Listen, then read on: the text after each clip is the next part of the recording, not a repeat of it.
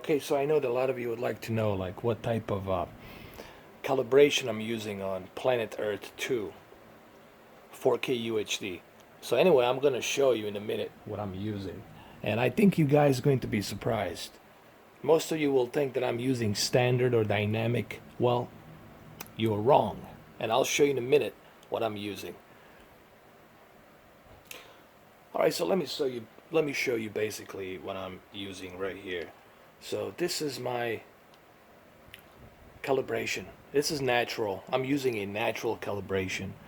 Why? You ask why? Because I felt a natural calibration gives me that balanced color, balanced temperature of color, gives me a balanced sharpness, gives me brightness balanced, gives me color percentage balanced. So it really does a great job of balancing things out.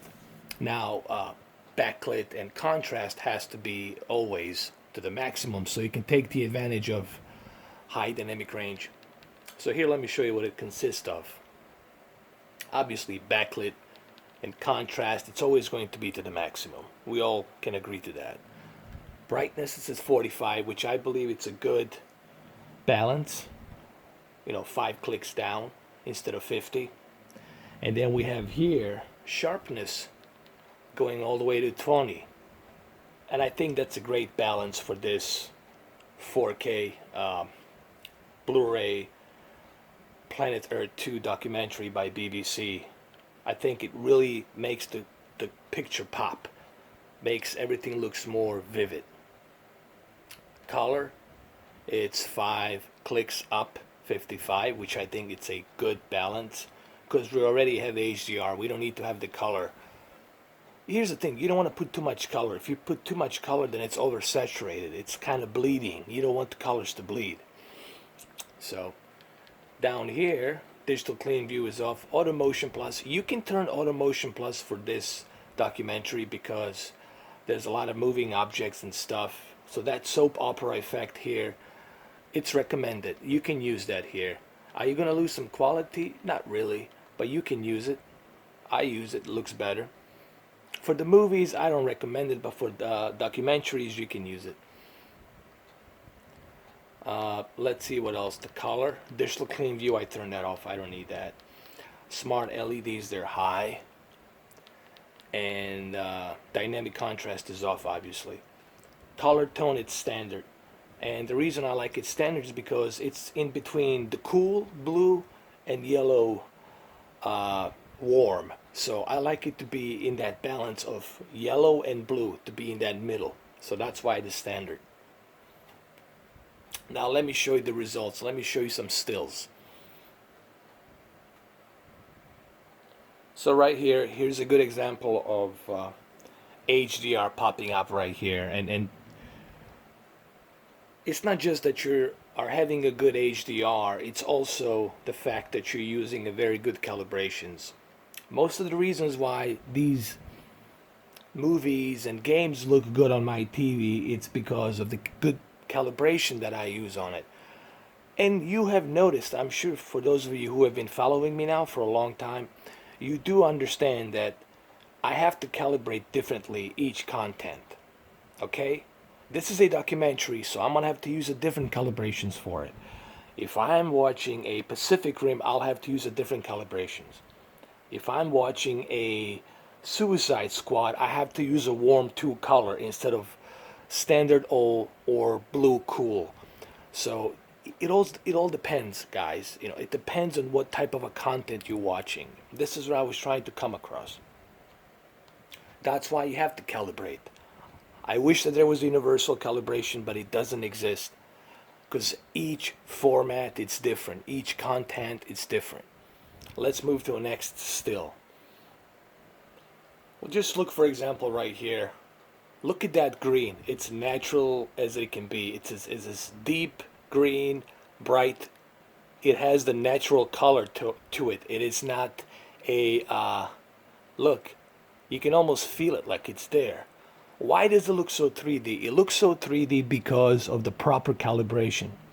And of course, high bit transfer and correct HDR that they're using on this documentary. But it's also up to you to properly calibrate this. And the calibrations that I put into this TV for this content, I believe are the best at the moment. As you can see, the results right here speak for itself. Here's another still shot right here. I mean, just look in the background. Everything's natural. It's not oversaturated, and it's not bleeding the colors. Everything, it's like, look, it's almost like you can touch it. And that's what you want. Remember, guys, you're looking for a balance. Everything's about balancing, you know. No matter what you do in life, whether it's you working out, you fixing your car, it has to be a balance. Everything has to be balanced out. You know, there has to be a balance. The key for everything, it's a balance. And same thing goes for calibration. But the problem is, every content is different. When it comes to calibration, this is why you calibrate, because I know some people will tell you that there's this universal calibration. I would like to meet that person and talk to me, just like to ask him, can you please show me this universal calibration?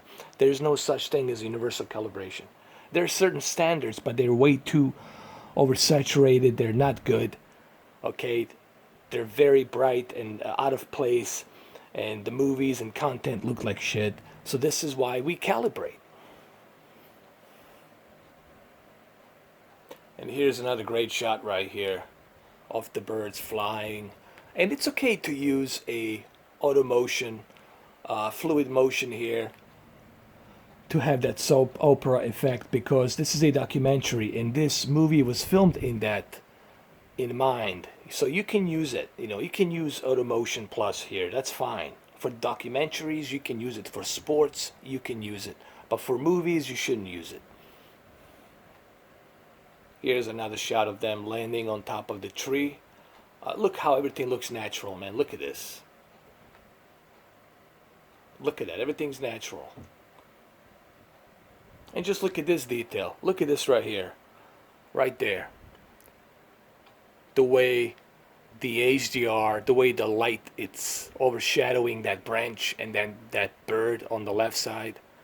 Look at the background. Even the background, it's naturally lit. Granted, this documentary, it's shot in a very high-end cameras. The HDR, it's very corrected properly. So, granted, it's running on the highest possible bit rate. But also, it's important that you calibrate properly as well on your TV. Here's another great example right here. Just look at the color. Look at the detail, the sharpness.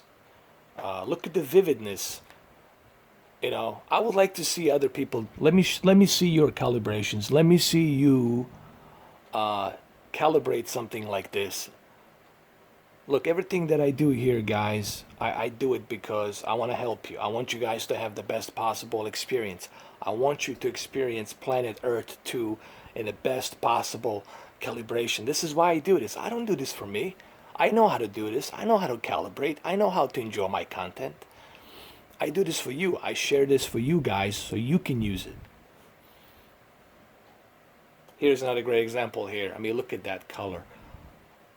Look at that detail. Everything looks equally balanced and naturally lit. Here's another great shot. Not only can you see each wing, but you can see the hair in the back of the wing properly colored. Yes, fellas.